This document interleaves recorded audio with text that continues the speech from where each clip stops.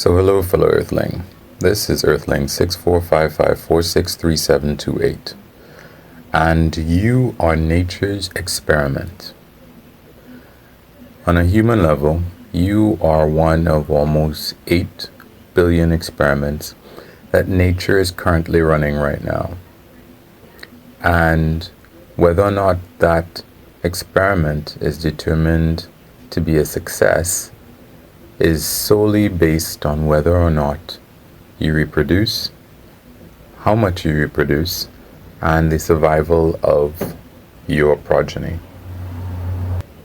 And that's it. You know, a lot of us look at our bank account and we figure that that is the determinant of whether or not we're a success, how much money we have. I have to admit that that is what's in my head as well. But the fact that I exist is because, someone else, other people, all throughout my lineage, all the way back to the first cell that existed, the first, what is it called? Luca. The last unique common ancestor. Yeah, so all the way back to the last unique common ancestor, there's been reproduction, successful reproduction to result in me. Now, I have to admit, it doesn't look like I'm going to reproduce. As a guy, I still can, but it doesn't really look like it. So, personally, this big, wet brain of mine is thinking, that's fine. But on a grander scale, I'm kind of a failed experiment. That, in a way, is kind of sad, but at the same time, it's not, because basically, after I deposit my sperm to have a kid, my kind of connection to that kid is kind of cut. Yeah, it's me, but it's gone. That's it. For a female, a woman, that's the beginning of their connection. They've invested a certain amount of time into that kid, and by being pregnant, and then they want to look out for the kid for the rest of their life. That's why they live longer, we presume. But really, we might look at people who are poorer than ourselves, who have more kids than ourselves, and we might say, they're doing it wrong, But if you are somewhat, you're going to be wealthier than somebody. The higher you are in terms of that wealth, usually the less likely you are to procreate. And in terms of the future generations of yourself that are not going to exist, I don't know that they can vote, but if they could, they would probably thumbs down that whole wealth gathering thing. Because at the end of the day, even if most of your life is not a fantastic orgy,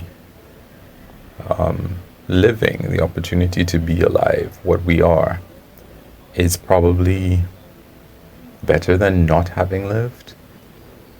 And we might also say living as a human being might be better than living as most other types of life, maybe.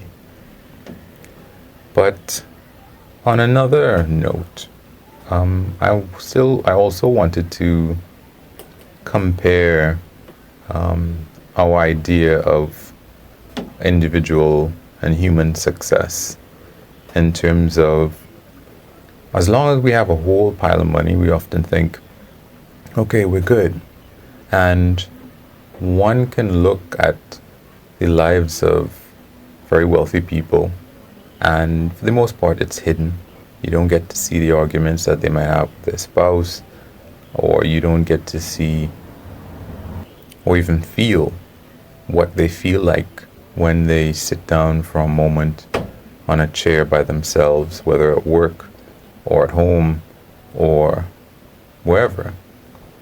We assume to a degree that they feel the way that we feel or would feel if we had that pile of money. But once you have this pile of money, okay, it's a really big box to check. We feel like it is. But after you've checked it, it's kind of like, you had an exam when you were 12 years old and you passed that exam. And at the time, it was probably really important. And you don't remember it. It's not something that you think about. It's completely off your radar. This is your life after that exam, and it doesn't matter what happened in the exam, whether you passed, you failed. Let's say you pass is what we're talking about. It doesn't matter. What matters is what's going on your plate right now.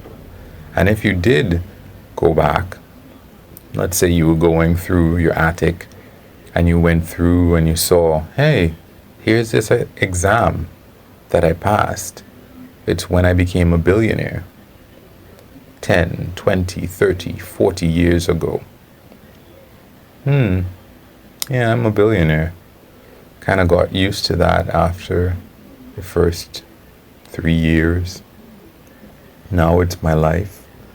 And it's not that amazing. I remember looking at Billie Eilish, and there are these interviews. I don't know if she's going to do another one. Maybe she won't have the opportunity to. I can't remember if it was with Variety or who it was with. And she did it every year. So the first year, when maybe she was 15, 16, 17, this year might be 18, and with the virus and stuff, I don't know if she'll do it. And you really get to see her evolution. At first, she hated touring, she said, and she hated the fact that she couldn't go out like other people. And now she doesn't. Now she doesn't not like her life. And she said that she was depressed. And now she isn't. She said once that she went, she disguised herself and she went out to a restaurant. Because normally if she has to go out to a restaurant, it's a whole big production. But this time she just got put on a disguise and that was it. She was fine. And she said she hated it because people weren't as nice to her. And I guess she felt bad about that, about saying it like that. But her catch, I guess, was that if that was how life was going to be, she would want it to be as herself, not having to disguise, which I don't know. But I think, my point is that whatever your station is in life, you get used to it and it becomes completely boring to you. It's really change that jolts our senses. If it's a change from poor to anything above 72,000 US dollars or an equivalent amount in another country, once you get above that, if you go to 1 million, your happiness apparently does not change substantially beyond that. If you get to 1 billion, your happiness does not apparently change much above that. So, yeah, this is something that we've been told however many times, but we still don't really believe it. But aside from that, how is your management of the rest of your life?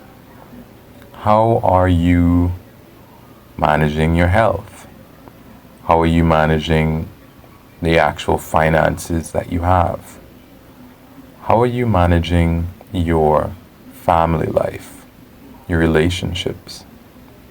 How are you managing the whole complete picture that is your life? Are you focusing on that, on improving that, or are you just static? You think that this is how it is, can't get any better, or you can't really change it. I think, we have plumbers, we have people who might drive us like Uber or bus driver, we have construction workers, we have people who work in the bank for us, etc. But there's nobody who manages our life. All of us have to manage our life individually. And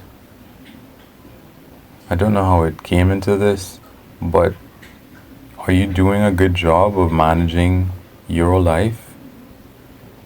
Do you have goals for each of the different facets of your life?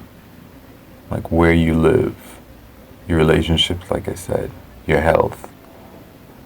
How are you? What's your score in each one of these different, I don't want to say quadrants because I don't know that there are 4 parts of it. But yeah, are we being successful at that? And I know I've come a good distance away from the idea of what we think of as a success and what nature thinks of as a success. That we might have a particular milestone and idea for that, but the real success of this experiment, this current experiment, one of 8 billion current natural humanity experiments, is unfortunately just whether or not our progeny survives another day. And isn't that completely different from what we might look at for our own scorecards for our life? I don't know where I'm going with this, and I feel like I'm rambling, but no, I definitely am rambling. But anyway, guys, it was a ramble, and that's what it is. So you can wish me lucks, you can like, you can unlike, you can comment, subscribe, or share, or you can do nothing. Peace.